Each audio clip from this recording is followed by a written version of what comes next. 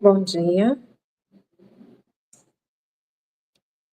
Gente, sejam todos muito bem-vindos, né, ao nosso terceiro dia de workshop, do workshop em Juventude e Docência. É com muita alegria que recebemos o professor Luiz Antônio Gropo, que vai ministrar a palestra no dia de hoje. Vou passar a palavra, meu nome é Fabiana, sou coordenadora pedagógica da Diretoria de Desenvolvimento da Educação Básica e Técnica, da DDE, e vou passar a palavra para a Rejane para apresentar o nosso palestrante de hoje.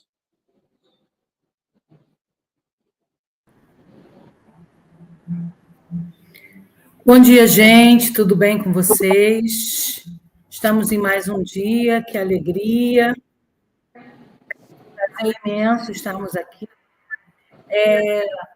Sem dúvida, tem sido dias de muitas inquietações, provocações, aprendizados e muita produtividade em termos de reflexões, não é? A gente com conversas muito proveitosas para o trabalho com os jovens de toda a nossa rede, né, que foi pensado a partir de uma necessidade da rede, quando nós, no setor de orientação educacional e inclusão, no levantamento dos atendimentos e dos encaminhamentos promovidos pelas escolas no ano de 2024, as temáticas voltadas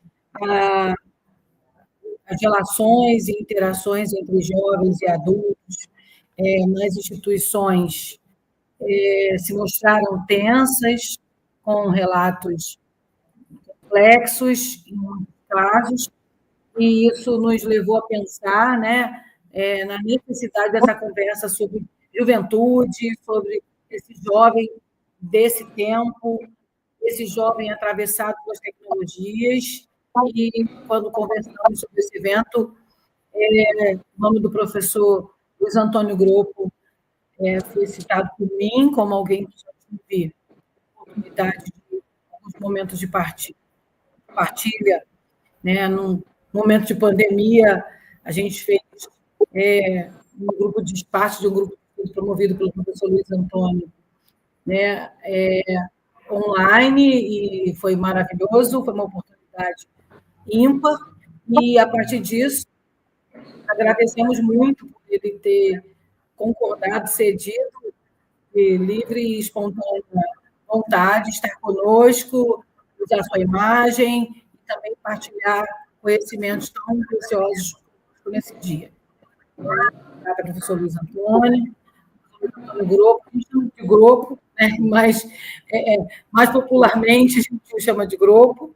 Então, quero agradecer ao professor Grupo por estar aqui com a gente e quero, nesse momento, apresentá-lo, né? Ele é professor pesquisador pelo CNPq, curso de graduação em Ciências Sociais, mestrado em Sociologia pela Unicamp, doutorado em Ciências Sociais pela Universidade Estadual de Campinas, e desde 2013 ele é professor da Universidade Federal de Alfenas, Minas Gerais, né, a Unifal, e atua em cursos de graduação e pós-graduação, com experiência na área de Sociologia, com ênfase na Sociologia da Educação e na Sociologia da Juventude, né, assim como na área da História dos Movimentos Estudantis.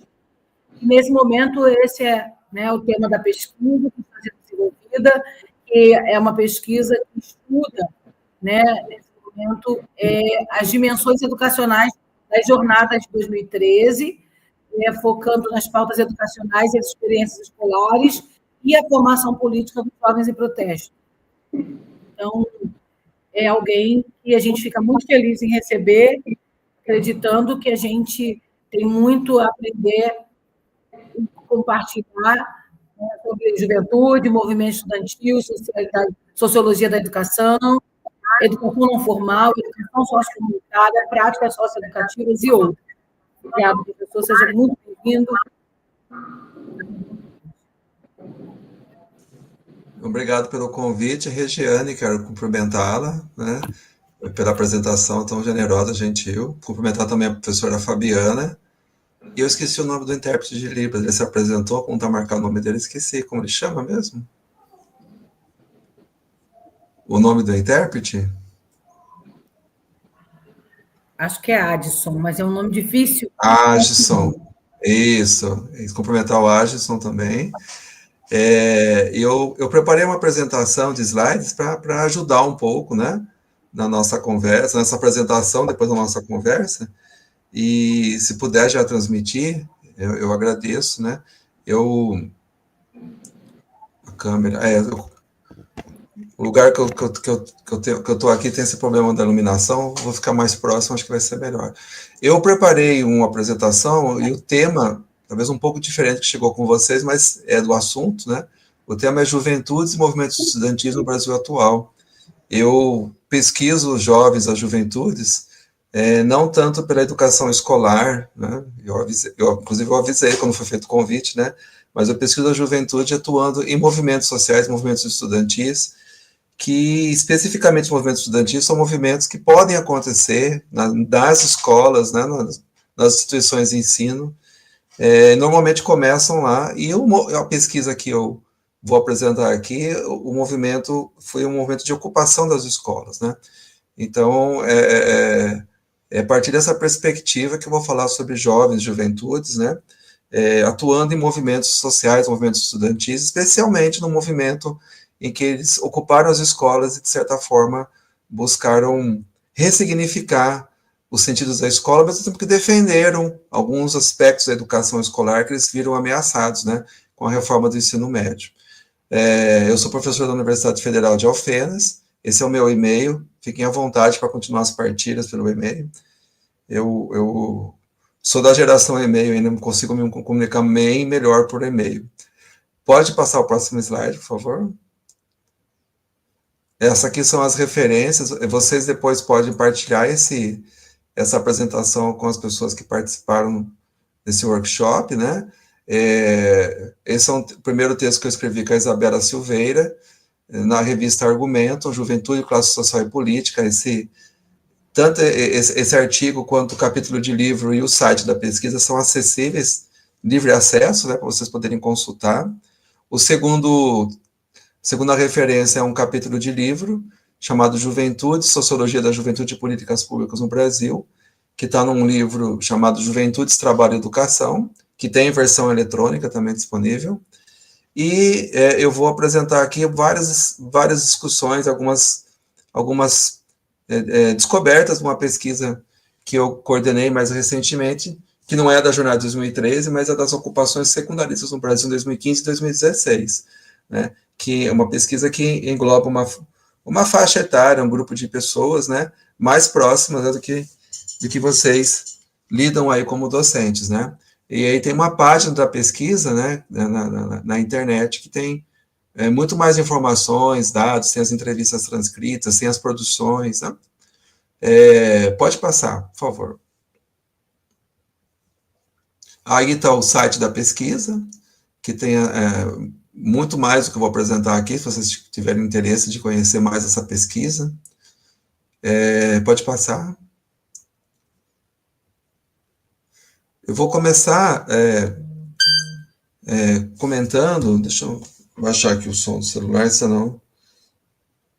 Comentando sobre uma concepção de juventude que foi muito forte dentro da própria sociologia, que é a área de onde eu falo, a sociologia da juventude, e que até hoje essa concepção de juventude ela é marcante, ela é forte no senso comum, no cotidiano, na própria legislação, na concepção dos gestores públicos, dos educadores, das educadoras, né, que eu chamo aqui de concepção clássica ou tradicional de juventude.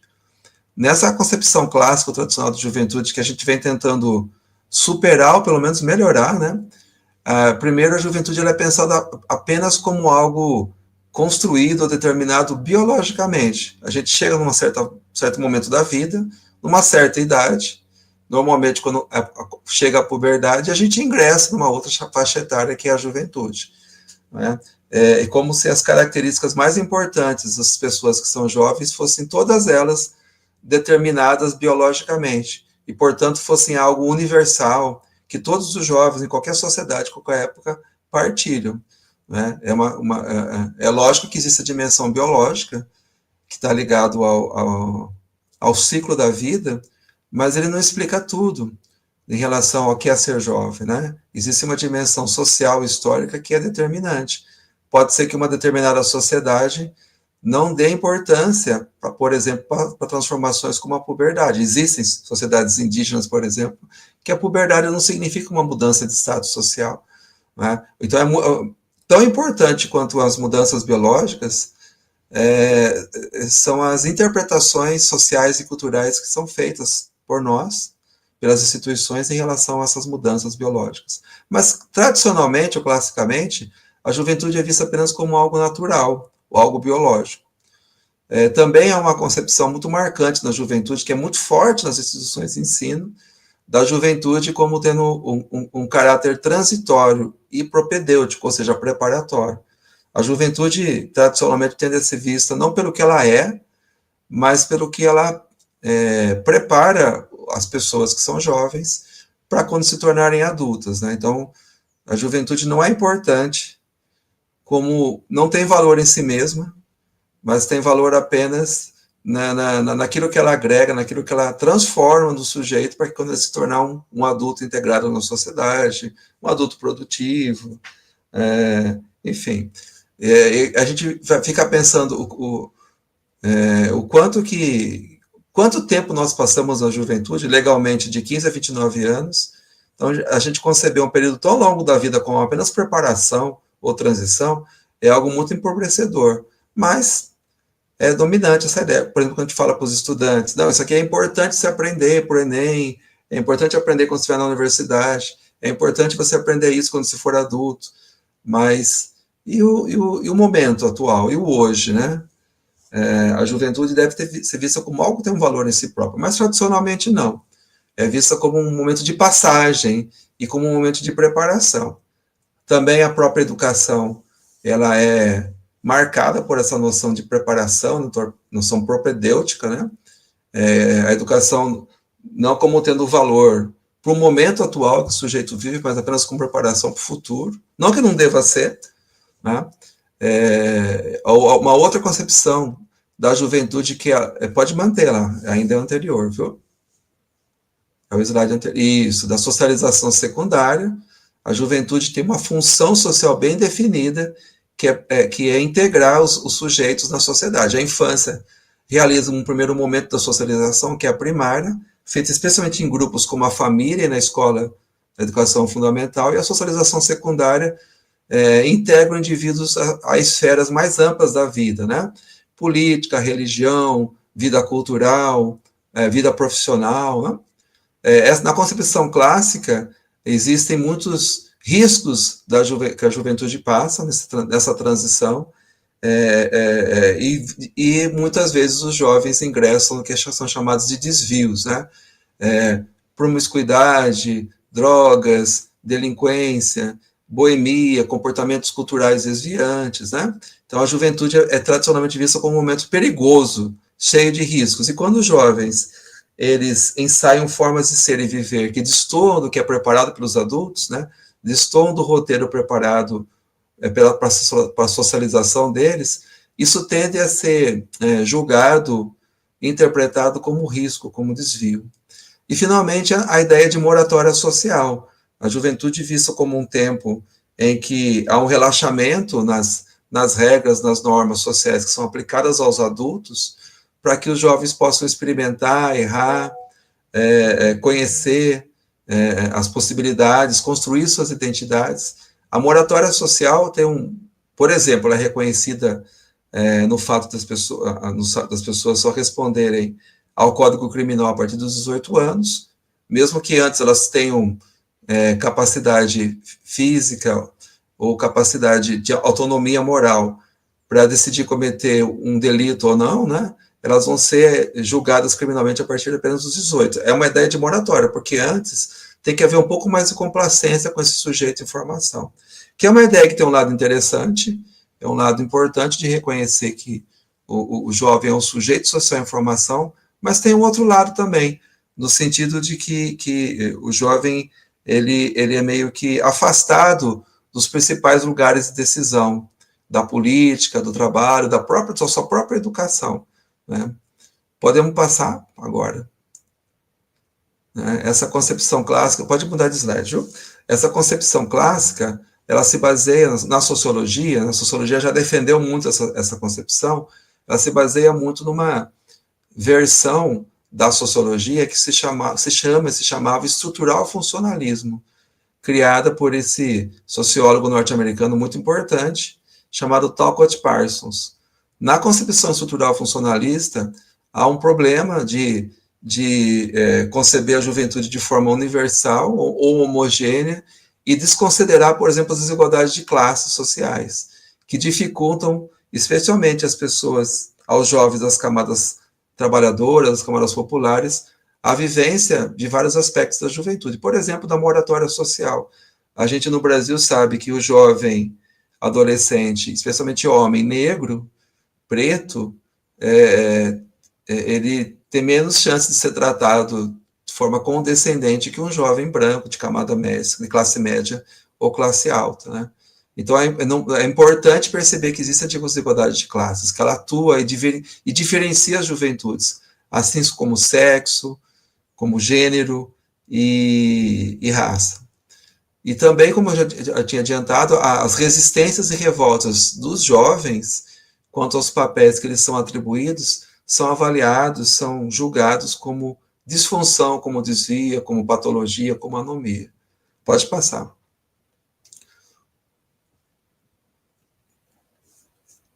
Um primeiro momento de superação desses limites da concepção clássica tradicional de juventude vem das teorias críticas da juventude, né, especialmente os estudos culturais em que pertenceram autores como Stuart Hall, de origem jamaicana e atuante especialmente na Grã-Bretanha, que eles já fazem justamente o que eu comentei no slide anterior, né, a necessidade de considerar que não existe uma única juventude homogênea, mas que existem várias possibilidades de viver a juventude e várias limitações, como, por exemplo, a classe social.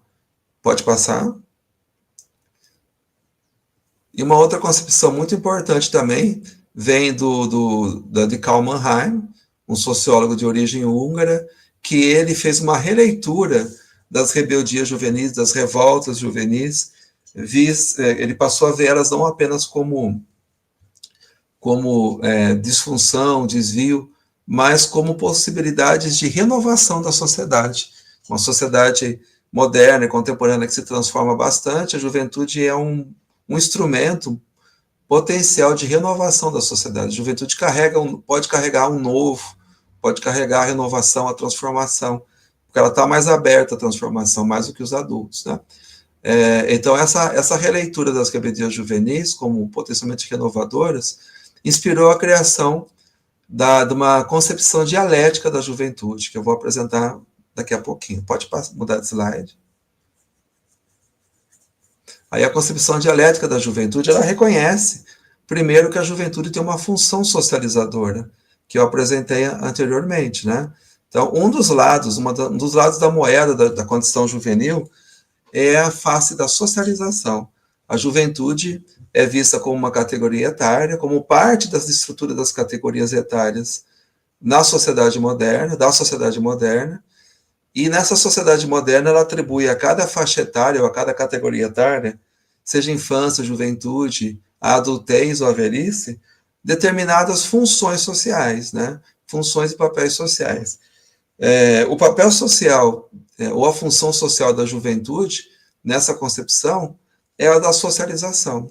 Entretanto, existe um outro lado da moeda da juventude, né, que faz com que ela seja uma condição dialética, que ela seja uma condição contraditória, e que faz com que a juventude se distinga de outras categorias etárias, que é a possibilidade das juventudes reinterpretarem os sentidos pensados para a juventude, deles estranharem os valores sociais, as próprias instituições sociais que são destinados a eles, né, aos jovens, deles pensarem de outras formas,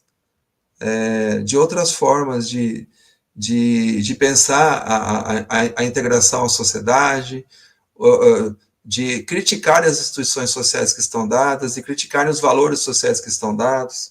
Imagine numa sociedade que vivia a Guerra Fria, ou numa sociedade que aceita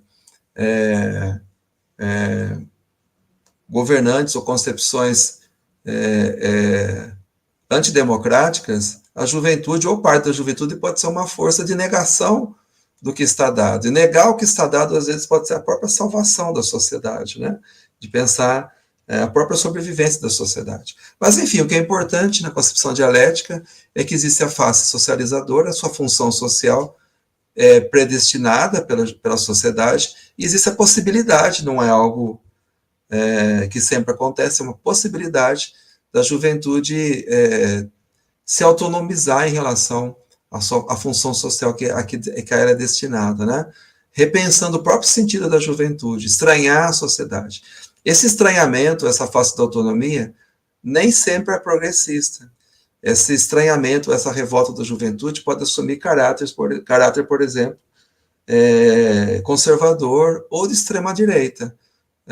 Um exemplo são os movimentos fascista, nazista, que foram também movimentos juvenis, em que os jovens, ao adotar os valores da extrema-direita, naquele momento, parte da juventude, eles achavam que eles estavam contestando a sociedade liberal de então, mas não necessariamente essa contestação precisa ser uma contestação progressista, de esquerda, né, comunista, socialista, anarquista, autonomista. Ela pode ser uma contestação conservadora da extrema-direita, né?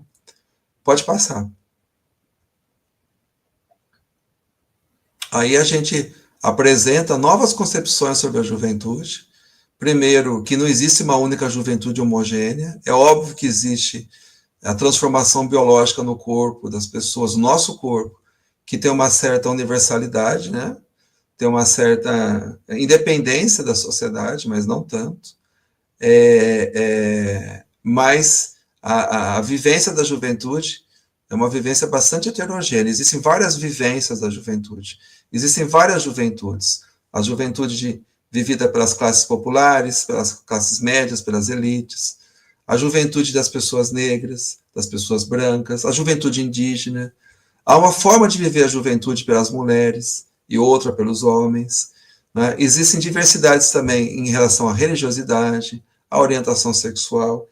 E, às vezes, mesmo que a pessoa, que o grupo de jovens, né, ele seja, por exemplo, branco, de classe média, do sexo masculino, alguns podem se aproximar de valores, por exemplo, progressistas, né, ingressar em movimentos estudantis de esquerda, socialistas, e outros podem se aproximar de movimentos de extrema-direita, né, por exemplo, movimentos como Red Pills, incels, bastante conservadores, reacionários e machistas, né?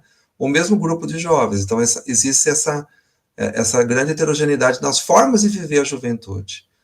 Essa nova concepção, além de ela reconhecer a diversidade das formas de viver a juventude, ela valoriza as experiências vividas aqui e agora pelos jovens, e não apenas como algo que prepara as pessoas para o seu futuro como adultas, mas como algo que tem valor em si mesmo, né? A forma dos jovens estarem no mundo, viverem a sua condição juvenil, faz com que eles enxerguem coisas da vida social, da história, das instituições, que nós adultos não conseguimos enxergar mais, que nós somos formados em um outro contexto social histórico, e nós tendemos a interpretar, a julgar os acontecimentos novos, né, as novidades, por conceitos que estão mais arraigados na gente. Tem dificuldade de transformar conceitos, concepções que já estão arraigados. Os jovens têm essa capacidade maior, portanto, eles podem enxergar coisas que a gente já não vai enxergar melhor mais, né? A outra coisa que, assim como os jovens têm que ser valorizados como jovens, não apenas como futuros adultos, a educação deve não apenas ser propedêutica, prepará-los para a condição adulta, mas responder a interesses e necessidades presentes dos jovens, né? Uma outra coisa importante, há uma outra concepção de socialização. Tradicionalmente, a socialização ela é pensada como um processo de integração à sociedade, guiado por adultos, orientado pelas instituições, na qual os jovens e as crianças são seres passivos. Ora, a gente tem reconhecido cada vez mais que os jovens são sujeitos ativos à sua própria socialização. Eles tomam e precisam tomar decisões em relação à sua socialização, porque as mensagens que vêm dos adultos, das instituições, elas são contraditórias, não é? E para dar sentido a essas mensagens contraditórias, que são diversas e múltiplas, o jovem precisa tomar decisões, fazer escolhas e organizar, né, essas diferentes mensagens num todo mais coerente, né? O que faz com que o jovem seja um sujeito ativo na sua própria socialização, seja um sujeito social, e não apenas um passivo, né?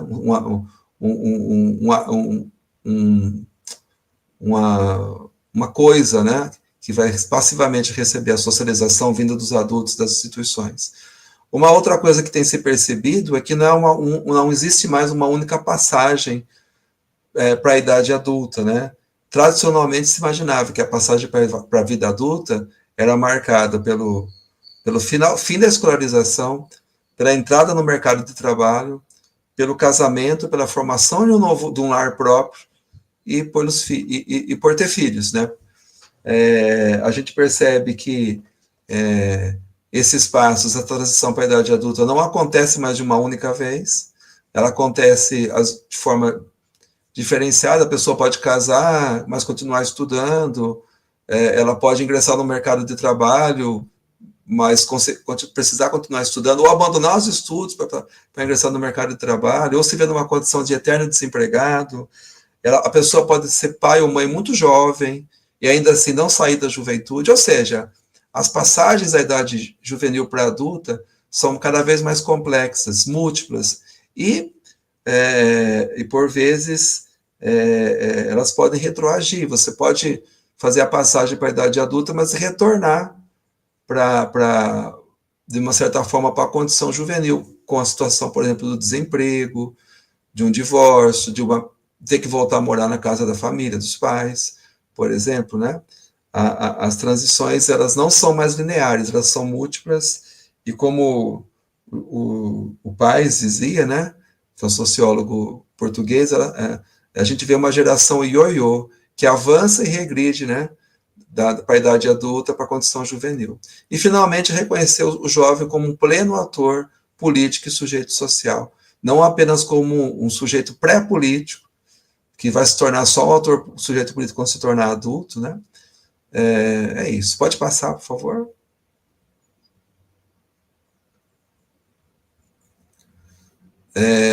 Aí eu apresento um pouquinho das teorias pós-críticas da juventude, né? Rapidamente, como, por exemplo, as teorias do Juarez Darrell, que tem a foto dele, um sociólogo brasileiro, né, que tem estudos importantíssimos sobre juventude, e eles fizeram uma releitura da socialização durante a juventude, né? Da transição à idade adulta, reconhecendo, então, que a socialização ela é feita ela tem uma participação ativa dos jovens, né? Como já tinha comentado antes. Pode passar. E uma outra ideia importante para a gente pensar a juventude é que não apenas ela é ativa na sua própria socialização, mas ela pode ser ativa em relação a outras dimensões, como, por exemplo, nos movimentos sociais, nos protestos políticos, nas transformações sociais históricas, que a gente chama do extracotidiano, aquilo que vai para além do dia a dia das instituições, como escola, como família, como trabalho, né? O extracotidiano pode ser um lugar, e tem sido um lugar em que os jovens, na forma de movimentos, têm atuado bastante, né?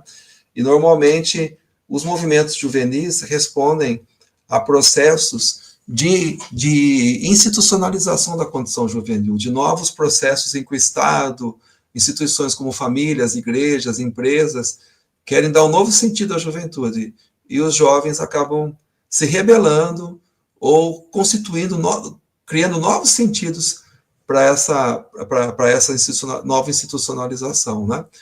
Então, normalmente, os movimentos juvenis respondem a processos de institucionalização da própria juventude. Vou tentar mostrar um pouquinho nos próximos slides como isso se deu mais recentemente. Pode passar. A gente observou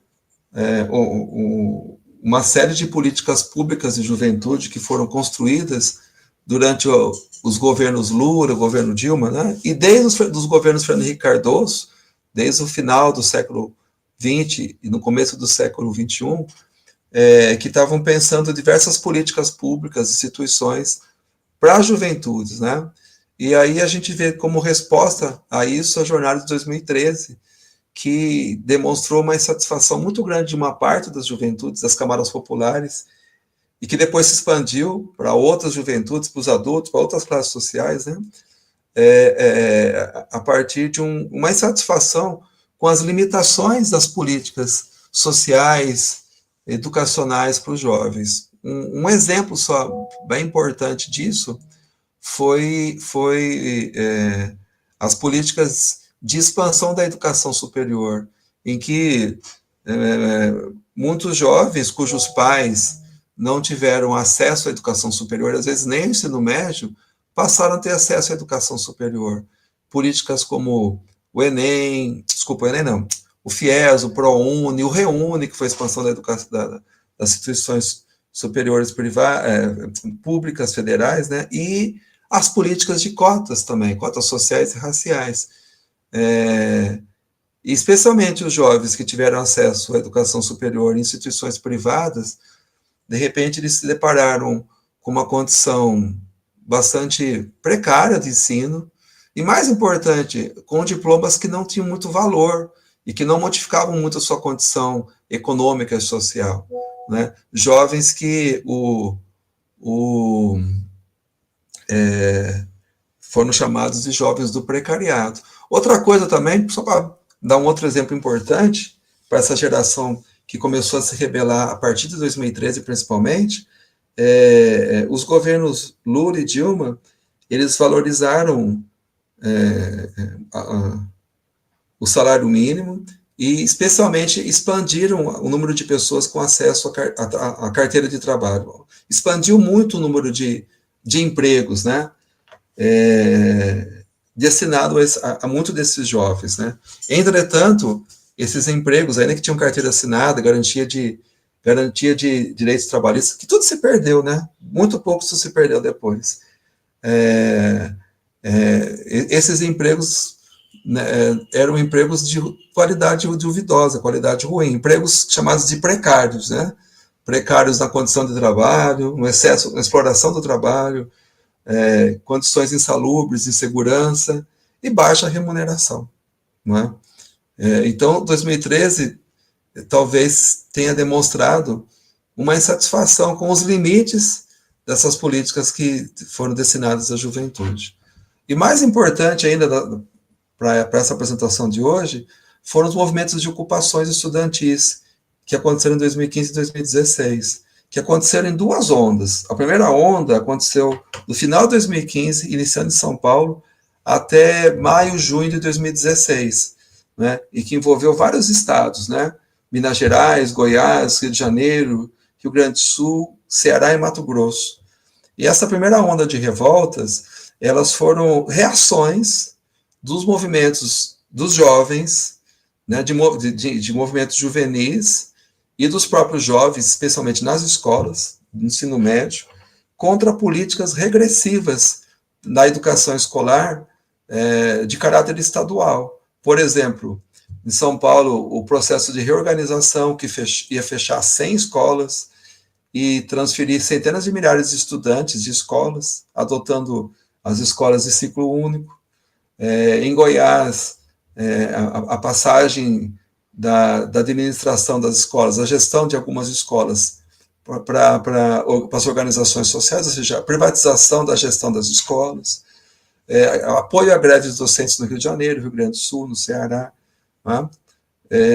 E a segunda onda de ocupações estudantis já aconteceram depois do impeachment da Dilma, já era o início do governo Temer, que ele deu um cavalo de pau nas políticas econômicas, sociais, né, que eram bem ou mal progressistas e passaram a ser liberais, neoliberais, até regressivas, né, entre elas a reforma do ensino médio e a medida provisória do teto dos gastos, que virou uma emenda constitucional que congelou os gastos sociais da União durante 20 anos. E houve um forte movimento nacional, que foi forte, especialmente no Paraná, né, e em outros 21 unidades da federação no Brasil, contra essa medida provisória que reformou o ensino médio e o projeto de emenda constitucional do teto de gastos, né? Que foi um movimento que eu pesquisei. Pode passar, por favor.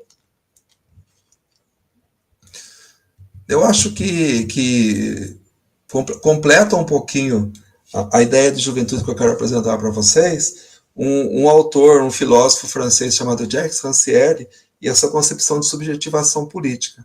Tentando, assim, explicar com mais simplicidade,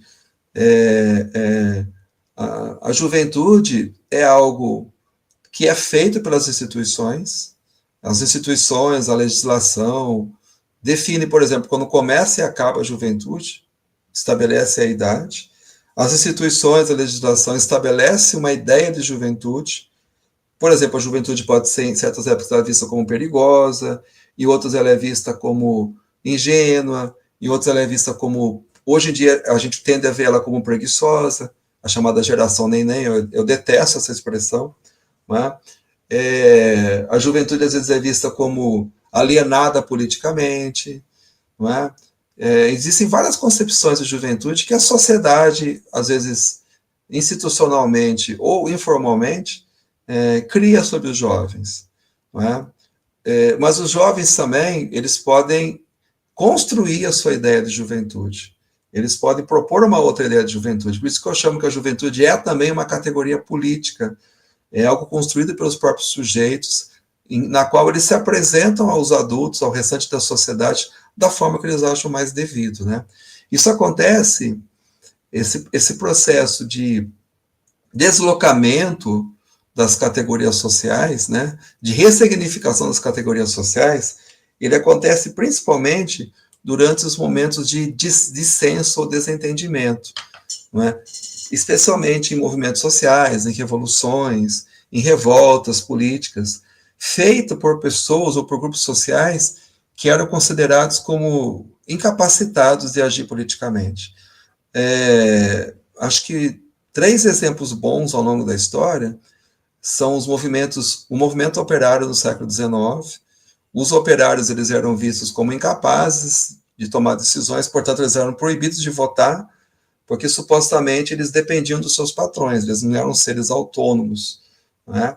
E, no entanto, com os movimentos sindical, com as suas greves, movimento cartista, depois movimentos socialistas, eles não apenas mostraram que eles eram seres políticos, que eles eram capazes de atuar politicamente, como eles renovaram, né? Renovaram a própria sociedade, a política, tornaram possível a ampliação da democracia, criaram a legislação trabalhista, foram tudo isso resposta às ações dos supostamente incapazes de pensar a política, né? Um outro exemplo importante foram os movimentos feministas, desde o século XIX, como final do século XIX, e que continuam ainda. Tradicionalmente, a mulher é vista como um ser pré-político, dependente, primeiro, do pai, depois do marido, né? E as mulheres têm mostrado, ao longo de vários movimentos feministas, que elas são seres plenamente políticos, né? E, às vezes, isso é feito, curiosamente, pelo deslocamento de categorias jurídicas. Por exemplo, durante a Revolução Francesa, a nova Constituição não reconheceu o direito das mulheres como cidadãs plenas, o direito de voto. E aí uma revolucionária francesa, que infelizmente me perdeu o nome, eu vou procurar depois para vocês, ela disse o seguinte: não, as mulheres são seres sociais, elas são também cidadãs. Por quê? Olha só o que está escrito no Código Criminal, né? As mulheres, elas podem ser punidas com a pena de morte, tanto quanto o homem. Então, se as mulheres podem ser mortas pelo Estado, elas podem ser reconhecidas como seres vivos pelo Estado. Então, olha que interessante, né? Um instrumento jurídico que penalizava as mulheres é utilizado também como um instrumento que, assim, olha, nós existimos, Vocês reconhecem que a gente existe, tanto que a gente pode ser punida com a pena de morte. Um outro exemplo interessante, finalmente, né, vou pular o exemplo do movimento negro, que eu acho que é óbvio, né, é um exemplo parecido com o das mulheres, é o movimento secundarista. Quando aconteceu o movimento de 2015-16 das ocupações, era muito comum a gente falar, escrever, que a juventude era alienada, que a juventude, os jovens, eles eram, não tinham conhecimento sobre política, que eles eram individualistas, consumistas, egoístas, fechados em si mesmo, né? E de ontem a gente menos esperava, portanto, a revolta, a resistência contra os retrocessos políticos que aconteciam então, veio a resistência, a revolta, que foram não só os jovens, exatamente os jovens, mas uma categoria que faz parte da juventude que a gente menos apostava, que são os adolescentes, os estudantes do ensino médio, especialmente as estudantes do ensino médio, que o movimento de ocupações foi um movimento largamente feminista também, em que eles falaram assim, nós não somos apenas seres pré-políticos, que a gente faz de conta que faz política quando a gente faz eleição para Grêmio. Nós somos seres políticos, a gente vai ocupar a escola, nós vamos fazer atos na rua, trancar avenidas contra medidas do governo, que eles estão dizendo que a gente não é capaz de entender o que eles estão falando. A gente entende sim, a gente é contra isso, né? E uma coisa curiosa também que eles fizeram, em geral nas ocupações, eles usaram o Estatuto da Criança e do Adolescente em favor do movimento, porque tem um artigo do ECA que diz que é direito dos adolescentes, das crianças, se manifestar politicamente. Então, com base na ECA, que supostamente protege as crianças e adolescentes como seres incapazes, com menos capacidade de cuidar de si próprios, eles usam o artigo de lá para mostrar que não, eles podem ser sujeitos políticos. Pode passar, por favor.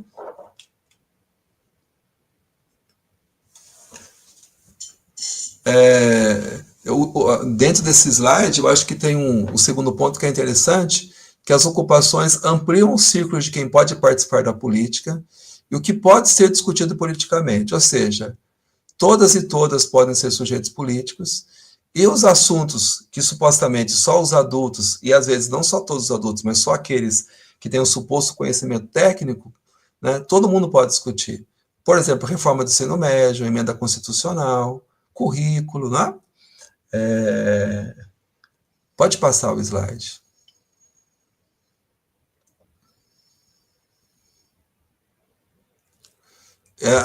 Eu vou mostrar na parte final agora, está ficando um pouco longa, se vocês quiserem conversar um pouco, alguns dados da pesquisa Ocupações Secundaristas no Brasil 2015 e 2016. Em 2019 e 2020, nós entrevistamos 80 jovens que ocuparam suas escolas alguns anos antes, 2015 e 2016. 80 jovens de 10 diferentes estados, né, inclusive do Rio de Janeiro, né? E nós pedimos uma pergunta, a última pergunta do roteiro de entrevista, é o seguinte: defina o movimento das ocupações em uma palavra. E aí a gente montou essa nuvem de palavras. E a gente percebe que as palavras que mais aparecem tem dois tipos de palavras, né? Palavras que se referem a sentimentos e emoções, como esperança, né? Experiência, gratificante, a própria emoção, palavras que se referem ao processo da ocupação, tanto ao processo do ponto de vista político, como resistência, luta, quanto do ponto de vista educacional, como aprendizado, né? Então, a gente viu com a pesquisa que o movimento das ocupações foi um movimento de intenso aprendizado, foi um processo de formação política, social, humana, profundo para esses estudantes que participaram do movimento. Pode passar. A gente levantou um pouquinho das formas de aprendizado nas ocupações, né? Algumas formas de aprendizado eram diretamente atividades educacionais, tinha essa intenção, como os aulões, as oficinas, os debates, e outras coisas acabavam tendo uma dimensão também formativa, educacional, como atividades culturais, artísticas, esportivas, e as próprias atividades políticas, como as assembleias, as comissões para cuidar da escola, né? A própria luta para manter a escola ocupada, a resistência, e finalmente a busca de apoios e alianças, com sindicatos, com partidos, com os pais e responsáveis, com a comunidade, com os professores, com outros movimentos sociais. Todos esses processos políticos também foram processos de intenso aprendizado para os estudantes que ocuparam as escolas. Pode passar. O que as e os secundas aprenderam? Porque é engraçado que eles criaram uma nova identidade, eles não eram estudantes do ensino médio, eles eram secundas, ou ocupas. Secundas, né, vem do nome que se dava antigamente para os estudantes do ensino médio, que eram secundaristas. Mas estava se referindo ao movimento secundarista, que foi muito importante nos anos 1960 também. Né? Então, eles se apresentavam com uma nova identidade. E quem era o secunda? Não era só o estudante que ocupou a escola daquela escola, mas era o apoiador, podia ser o pai, podia ser a mãe que apoiou a escola, que apoiou a ocupação da escola, um professor, a professora, estudantes de outras escolas que estavam lá, ex-estudantes que evadiram, que foram expulsos da escola, voltaram para a escola e ocuparam, teve casos assim. O que eles aprenderam? O mais importante foi que eles criaram projetos para a educação superior, projetos profissionais. Outra coisa importante foi a mudança na ideia das relações de gênero, o combate ao machismo, né? A construção de uma visão de ser mulher diferente e dos homens, de como se relacionar com as mulheres. A orientação sexual também foi muito forte. Pessoas LGBTQIAPN+, entenderam melhor a sua condição, se assumiram, e as pessoas que eram heterossexuais aprenderam a combater a sua própria LGBTfobia, assim como combater o machismo.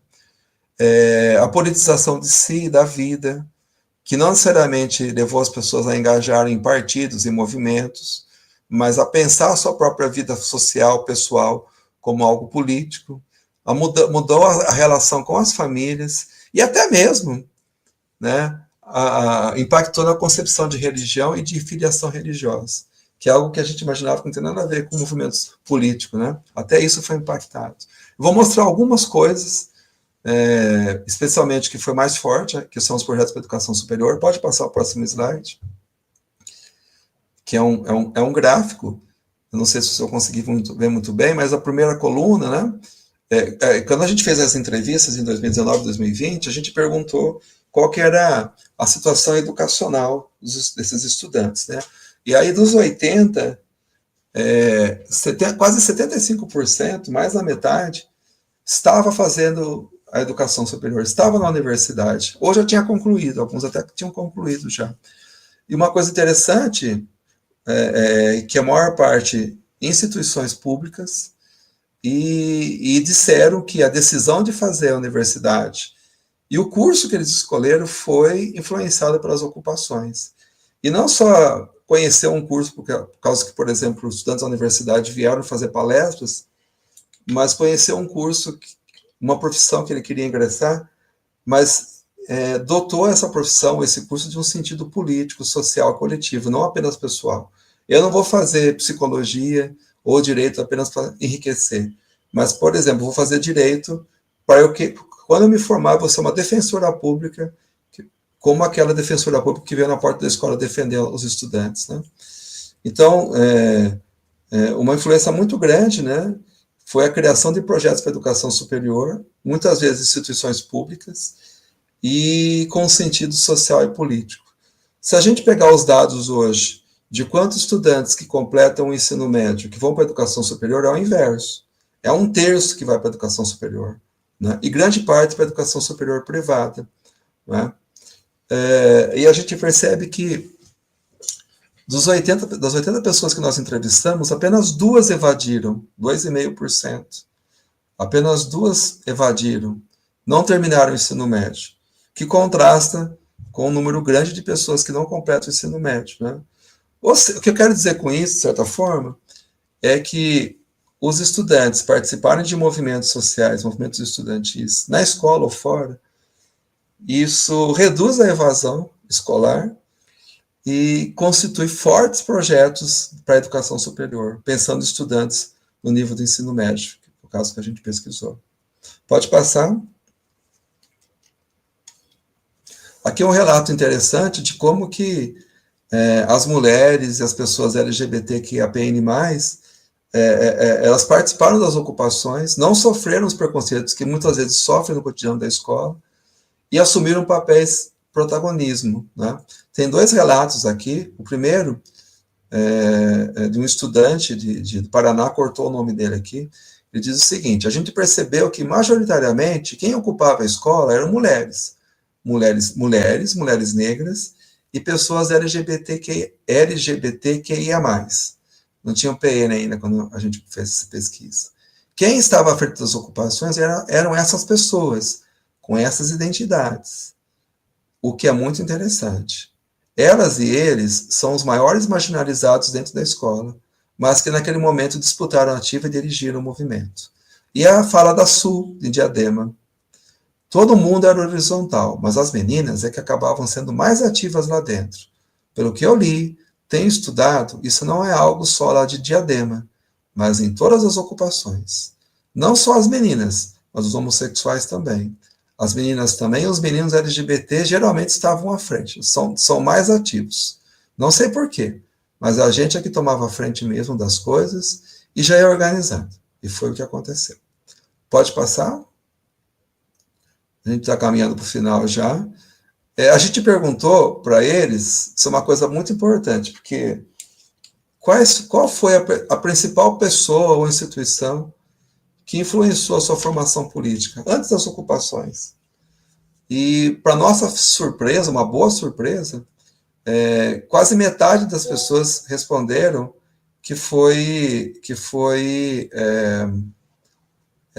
o professor, um professor ou uma professora ou a escola. A gente imaginava que essa formação política não vinha da escola, porque são raros os sistemas de ensino e os projetos pedagógicos das escolas no Brasil, mesmo a educação pública, que são projetos que estão voltados à politização dos jovens, não é? Mas a gente percebe que, mesmo assim, aqueles que se politizaram tiveram a escola como fundamento, especialmente a ação de um ou outro professor ou professora. Depois eu vou mostrar para vocês. Então, das principais influências, para 60 pessoas, o total foi 124, porque teve gente que falou mais do que uma coisa, não foi, por isso que não foi 80, né? Das 124 respostas, quase que a metade foi professor, professora e escola. 27 respostas, ou seja, pouco mais de 20%, foi a militância. O partido, a juventude partidária, o movimento estudantil.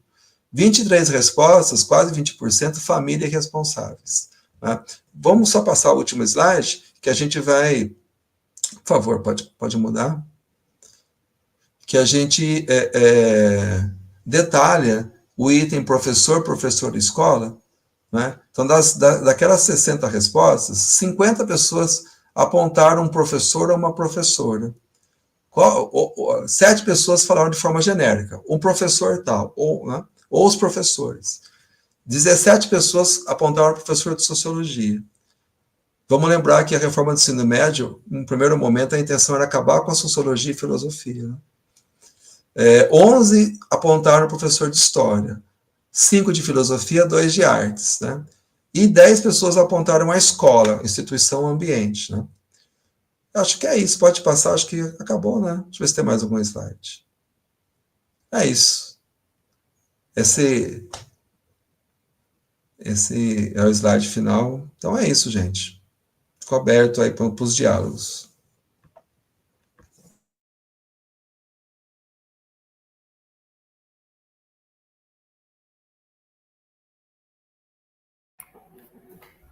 Obrigada, professor. É sempre uma alegria ouvi-lo. E nós fizemos um caminho muito interessante, sabe, professor? Porque a nossa primeira conversa foi com o professor Gustavo Guanabara, que hoje é um digital influencer e tem, assim, professor da Rede FATEC e tem trazido essa experiência.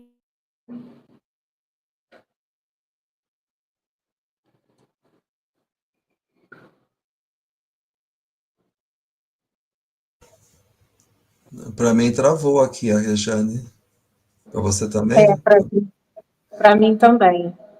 E vocês quiserem tirar os slides da apresentação, pode tirar, viu? E a gente... Obrigada, professor. Deixa eu só ir complementando, então, o que a Rejane estava falando, né, sobre o nosso workshop, né? Ele hoje é o nosso terceiro dia, a gente está encerrando essa jornada, que foi realmente incrível. Eu agradeço demais ao professor que encerrou esse ciclo de palestra. Então, o que aconteceu? No primeiro dia foi o professor Gustavo Guanabara, com a palestra Juventude e Tecnologia, onde ele abordou as gerações e trouxe ferramentas para engrandecer o trabalho do professor na escola. O segundo dia foi com a professora Rejane Siqueira, trazendo aí a juventude, escolas, tensões e conexões. E hoje, nós fomos presenteadas com essa palestra do professor, que trouxe esse tema de geração, né, e o conflito da juventude. E aí a gente teve algumas perguntas no chat e gostaria que se o senhor pudesse falar um pouquinho mais sobre esse conflito entre a juventude e o docente, né? Essa função, né, a docência e esse conflito de gerações na escola. Pudesse comentar um pouquinho mais sobre essa temática. Então, Fabiana, eu tenho algumas limitações para responder isso, porque eu não pesquiso educação escolar, né? Agora, se a escola é ocupada, me interessa. Eu pesquiso muito mais a educação não escolar, a formação política, que acontece em diversos espaços. Mas eu sou professor também, lido com uma parte da juventude na educação superior, já fui professor do ensino médio, né? E seria interessante, para responder com mais pertinência a sua pergunta, conhecer mais o que as pesquisas, os textos têm falado, né? Tem o que eu já pesquisei, que eu estudei, o que os estudantes das ocupações falaram, e algumas conjecturas que a gente pode fazer. Vou começar pelas conjecturas. A gente viveu um processo bastante impactante, que eu defendo que realizou um corte geracional, que não tratei aqui, que foi a pandemia. Durou 2 anos. Então, essa geração que viveu o final da sua infância, sua adolescência, o começo da juventude na pandemia, é uma hipótese. Provavelmente eles desenvolveram concepções de mundo, visões de mundo, que distingue bastante das gerações anteriores, mesmo da geração que eu mostrei agora, não é? Ou pelo menos parte dela, dos anos 2010. Eu acho que isso é um ponto importante a gente considerar. E da pandemia, que ressignificou, transformou muito, né? Só para dar um exemplo, nós, quando saímos da pandemia adultos, a gente tentou, o mais rápido possível, remodelar o mundo do jeito que era antes, como se não tivesse acontecido a pandemia. Não faz de conta que não aconteceu a pandemia. Os jovens que viveram esse momento na sua pandemia provavelmente não vão fazer isso. E vão nos ensinar muita coisa se a gente ouvi-los. Sobre os jovens que fizeram as ocupações, eles têm muitos relatos sobre seus professores, seus docentes. Eu acho que uma coisa importante, o quanto que os professoras foram marcantes na formação política deles. Quase nunca, acho que foi um ou outro exemplo só no Espírito Santo, que eles falaram que os professores tinham um projeto pedagógico da escola de politização, de formação política. Em todos os outros, era o professor individualmente que fazia isso. O que eu quero dizer que as relações entre docentes e estudantes tendem a ser muito complexas, né? Tem docentes que esses jovens falam com muito afeto, com muito amor, porque foram importantes na formação política deles, porque apoiaram a ocupação da escola, ajudaram a ocupação, e tem outros docentes que eles falam com tristeza, porque trazem relatos de opressão, de crítica, de ser contra a ocupação, de represálias quando voltou à ocupação, né? Então, as relações são bastante tensas, e não é só pela negação dos estudantes, às vezes pode ser o posicionamento dos docentes, né? É uma relação, assim, bastante complexa, né? E eu acho que um outro elemento também que tem marcado muito as relações dos adultos com os jovens, não só docentes com os estudantes, são as redes sociais e a internet e o aparelho celular, por exemplo, né?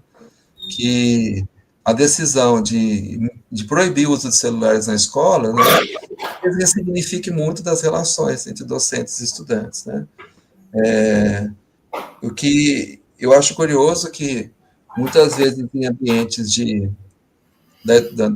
aula, na educação superior, de reuniões entre professores, ou de eventos, de congressos, a gente faz, nós adultos, o que a gente critica nos jovens. Ninguém está prestando atenção, está todo mundo no seu celular, né? Então, a gente, com muita facilidade, consegue botar o dedo na cara do outro, do estudante, falar, você só fica no celular, fica nas redes sociais, você não está fugindo do... enquanto a gente está fazendo a mesma coisa, né? Então, assim, o Fabiano, acho que eu estou mais colocando algumas questões para a gente refletir, sem dar uma resposta única, né? Eu acho o seguinte, eu acho que a gente tentar entender por que os estudantes estão resistindo, por que há conflitos entre a gente, tentar conhecer um pouco mais disso, né? Tentar dialogar com os estudantes, tentar construir uma relação entre estudantes e docentes, que seja uma relação de diálogo entre gerações. É uma dica, uma sugestão, um diálogo difícil, muitas vezes, porque às vezes falta vocabulário para a gente se entender. E eu acho que uma outra coisa é que o Manhai disse isso no texto, né? E o Paulo Freire, de certa forma, também diz isso. Nós temos muito a ensinar aos estudantes, muito mesmo, mas nós temos muito a aprender com eles. Eu acho que a gente tem os ouvidos abertos, a escuta atenta, né? E não falar assim, vamos dar voz aos estudantes. Não. Os estudantes têm voz, a gente precisa dar ouvidos. Uma amiga minha que fala muito isso, né? Eu acho que estabelecer o diálogo pode ajudar bastante, né? Agora, eu não quero, para encerrar, dar um diagnóstico muito preciso dos conflitos escolares hoje. Falta um pouco mais de pesquisa, de estudo da minha parte para poder dar alguma resposta mais taxativa, incluindo esses elementos muito importantes, que foi a experiência da pandemia e o uso das redes sociais, da internet, as novas tecnologias de informação e comunicação, né? São dois elementos que distinguem bastante a nossa década da década anterior. Obrigada, professor. Realmente você trouxe pontos importantes para a reflexão e é válido, né? Super válido para esse momento que nós estamos vivendo esses 3 dias. Então, essa é a essência desse evento, trazer pontos de reflexão, né? E esse diálogo, essa escuta, o quanto é importante, tanto de nós, né, profissionais da educação, quanto do professor que está lidando ali com o aluno na sala de aula.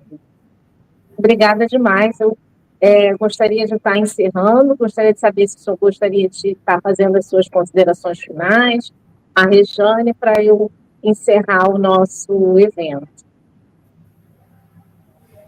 Eu só agradecer, acho que eu falei bastante, falei tudo que eu queria, até um pouco mais. Foi um prazer poder falar com vocês, conversar um pouquinho com vocês. Espero que tenha ajudado na reflexão, na construção.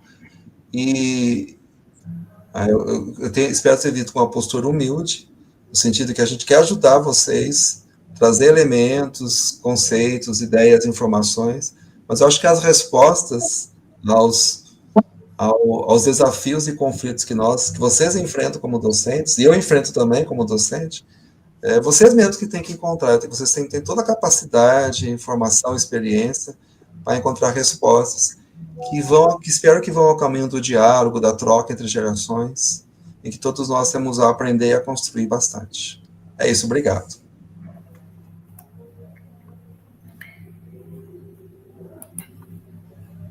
Eu tive uma questão aqui com a internet, né, que acabou interrompendo minha fala, mas é só fazer uma consideração em relação a esse caminho que a gente construiu nesse workshop, que é o primeiro, como eu lhe contei, né, dessa experiência. até porque a gente sabe das questões dos estudos de juventude, né, que ainda é um campo que a gente precisa aproximar mais do trabalho escolar com os jovens, né? Temos aí as discussões de ensino médio, mas a sociologia da juventude diretamente a gente tem assim, ainda poucos acessos, né? Então, eu acho que essa é uma contribuição ímpar. Aqui no Rio a gente tem o Carrano, né? Que é um nome de referência, a equipe da Unirio, com a professora Eliane Ribeiro, Mônica Peregrino, né? Que são referências. Também tem um grupo da antropologia, e a gente fez um caminho que a gente trouxe à escola primeiro. Eu achei, assim, durante a escuta da sua fala, né? Até fiz alguns registros, o quanto esse fechamento, trazendo esse lugar desse jovem como sujeito social e ator político, né, tem relação direta com o que o Guanabara começou fazendo, né, trazendo as práticas e o conflito, as tensões entre juventude, tecnologia e escola, né, e o quanto esse diálogo é necessário, e pertinente a esse tempo. É preciso que o professor e que os alunos encontrem caminhos para esse diálogo.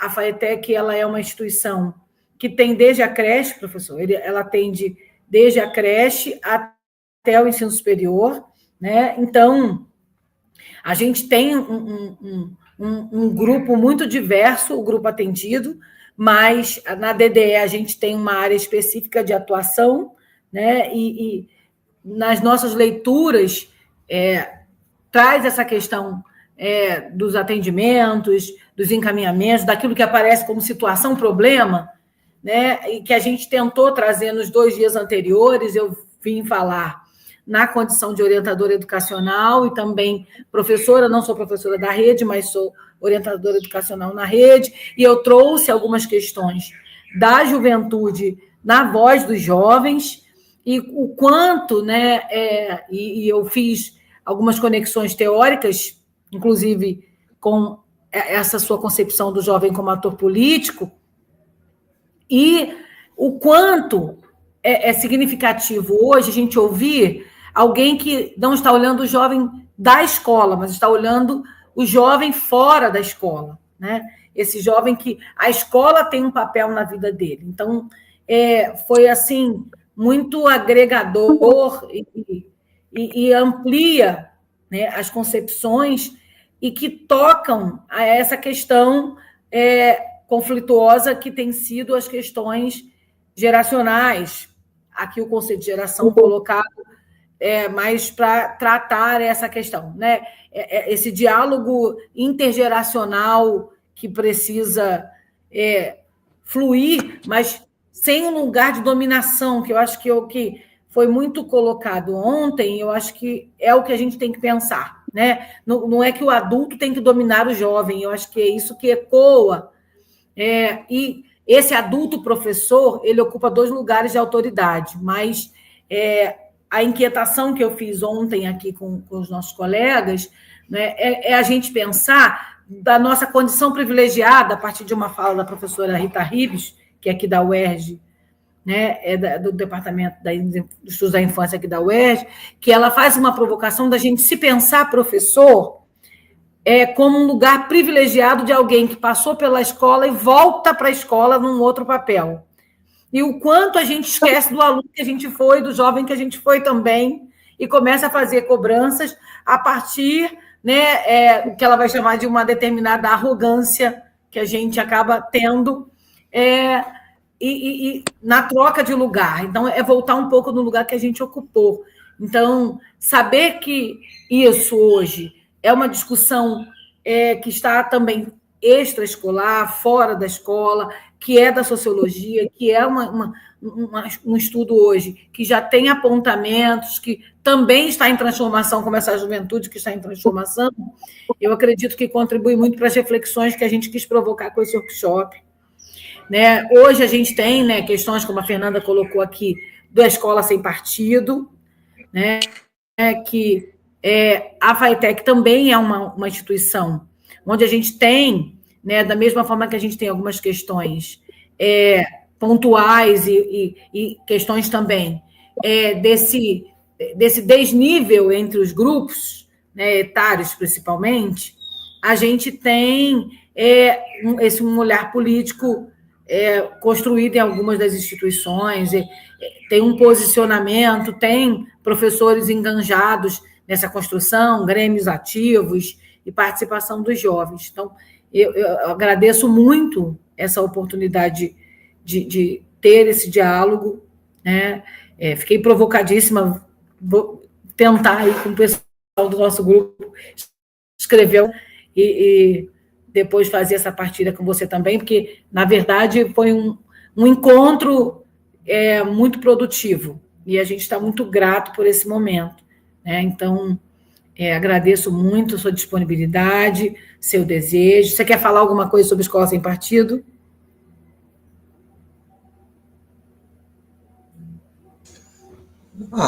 Acho que não. O que eu posso... Mas eu posso falar uma coisa, eu acho que a Escola Sem Partido expressa alguns anseios, alguns valores, algumas visões de mundo de uma parte da sociedade e até de uma parte da juventude, que adere mais a valores conservadores de extrema-direita, não é? Eu acho que, do ponto de vista pessoal, é deplorável, mas do ponto de vista de pesquisador, tentar entender o que isso significa, né? Quais são os sentidos daquilo, por que isso reverbera tanto? Sabe, Regiane, a lei da Escola Sem Partido, o projeto da Escola Sem Partido nunca virou lei escrita, mas na prática ela existe. Ela é uma das leis mais fortes da educação escolar, na educação superior também. Eu propus uma disciplina sobre movimentos sociais e eu fico preocupado, quais vão ser os estudantes? Será que os estudantes de extrema-direita vão lá assistir a aula e vão interromper a aula? Então, a lei da Escola Sem Partido, ela existe de fato, ainda que não de direito. Ou seja, expressa muito da concepção de parte da sociedade. Nossa sociedade vive um grande acirramento político. A juventude também vive esse acirramento político.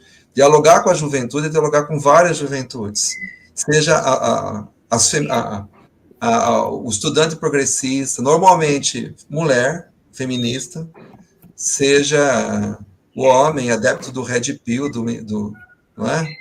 Do incel, são os nossos jovens, são diversos, formam duas unidades de gerações antagônicas, fica mais difícil o diálogo. E nós, às vezes, também, docentes, vivemos esses acirramentos da divisão.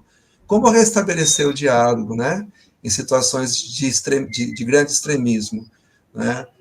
Em que a gente, como que eu posso dizer?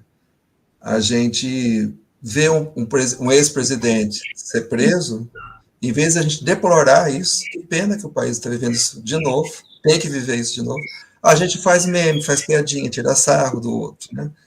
É algo deplorável que a gente tenha eleito um presidente que fez coisa que ele precisou ser preso, de verdade, né? Não que o outro que foi coisa fake, né? Foi criado, né? Isso é deplorável, a gente deveria deplorar isso, não comemorar. Né? Só para entender como a gente está num momento de dificuldade de entendimento. Porque as pessoas que deploram, que acham que foi uma injustiça o ex-presidente ser preso, a gente precisa conversar com elas. A gente não tem mais canal de diálogo. Nós estamos perdendo o canal de diálogo entre nós, não apenas com a geração juvenil. Né? Como recuperar isso? Né? Isso me faz levar essas reflexões, viu, Regiane? Estou refletindo muito sem preparar. Tá? Muito bom. Muito obrigada. Obrigada mesmo. Uma alegria te receber, te ouvir mais uma vez. Lembrando, né, o grupo é uma pessoa que tem muitas produções, tanto literárias quanto virtuais. Né? De vez em quando a gente para dar uma olhadinha, né, nas atualizações, nas discussões atualizadas. Então, fica aí a proposta de conhecer um pouco mais e aprofundar. Obrigada, muito obrigada. Gabi? Chegamos ao fim, né, do nosso workshop em Juventude e Docência. Foi uma jornada incrível, né, Regiane? Um bate-papo realmente muito bom, com muitas reflexões, muitos aprendizados, né, que vão ajudar no nosso dia a dia a olhar com mais sensibilidade a esses desafios e essas possibilidades do trabalho com a juventude nas nossas escolas. Né? A gente sabe que nós, né, profissionais da educação, nós temos uma correria constante no nosso dia a dia. Então, tirar essas 2 horas, né, foram 2 horas a cada dia, para pensarmos juntos, ter essa troca de ideias, essa troca de experiências, ouvir novas perspectivas, né, ter essa escuta que o professor tanto falou, né, do diálogo com a juventude e do saber ouvir, né, não dar voz. Eu achei muito interessante essa sua fala, vou levar para a vida. Isso é muito importante, né? O objetivo nosso nesse workshop é essa construção de caminhos, né, para que a escola agora, eu não sei se o professor sabe, né, mas na nossa rede iniciou esse ano um ciclo de centro de estudos, no qual a escola para alguns dias durante o ano letivo para essa formação continuada, para um planejamento integrado, né, visando dentro dessa perspectiva da formação integral do aluno. E é o nosso primeiro ano que a gente está trabalhando dentro dessa perspectiva, e a Diretoria de Desenvolvimento da Educação tentou, ao longo do ano, né, está organizando ao longo do ano algumas formações quando antecede esses dias de centros de estudos, com o objetivo de fomentar na escola esse diálogo, né? Então, a escola pode estar usando essas palestras, pode estar usando essas formações para os centros de estudos, na qual ela vai estar junto com toda a comunidade escolar, né? E aí, para finalizar, gostaria de agradecer a cada uma que esteve presente conosco esses 3 dias, que participou, que refletiu, que perguntou, que anotou, que compartilhou. Muito obrigada, né?